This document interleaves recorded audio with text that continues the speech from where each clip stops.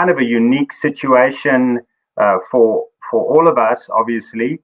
And it was actually fun going through the processes of having a look at how this would impact individuals practically. And I think the big question will be, we can all manage some sort of training, but how do we do training that has us adaptable to whatever that goal race date might turn out to be? At the moment, none of us know when our first race will be plausible. So let's go at it from that standpoint. Looking forward to that. So let's start with the good news first.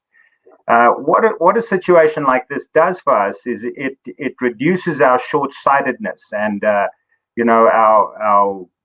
sort of hysteria and our neuroses around, we got to get the training done, everything's got to be just perfect. We have these idyllic conditions that we are in. We are able to go to the local gym and access the pool, etc., etc.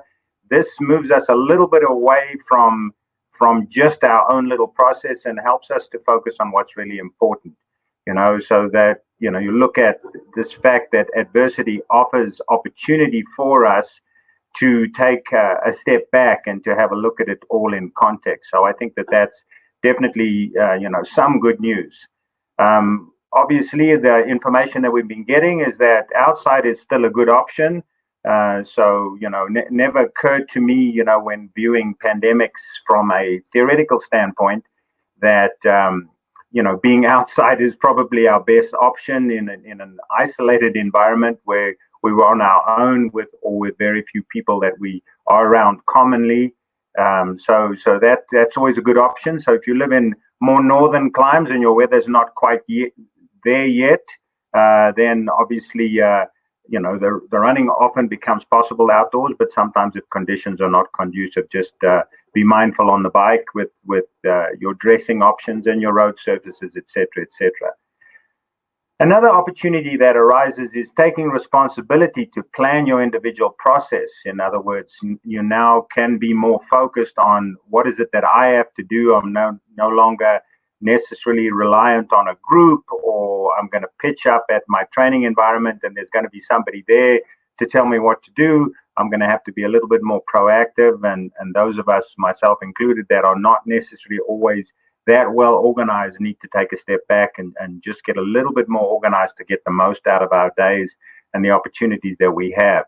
All right, so this level of clarity and urgency can make good things happen. And then, of course, when you have these times, you can be more creative.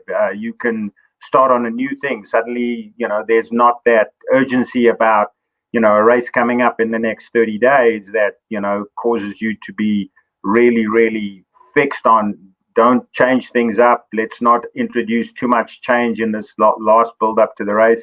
We now have an opportunity to be more creative, approach things a little differently with our coach in terms of filling in gaps and working on aspects of our fitness and our skill level that are not typically at the forefront of our minds when we have a race close by. And then lastly, a renewed focus from the need to replace what might have become quite rote and quite habituated. Humans are a little bit like cockroaches in as much as we become habituated and stuck on a plateau really, really quickly. And an opportunity for a fresh stimulus is never a bad thing. It really gives us an opportunity to jumpstart our fitness. So, or move in a direction that is a little different to what we're so used to. If it's Thursday, it must be heels kind of thing. Now suddenly we have to be a little bit more creative, and that increases focus, and that's always a good thing in terms of adaptation and supercompensation.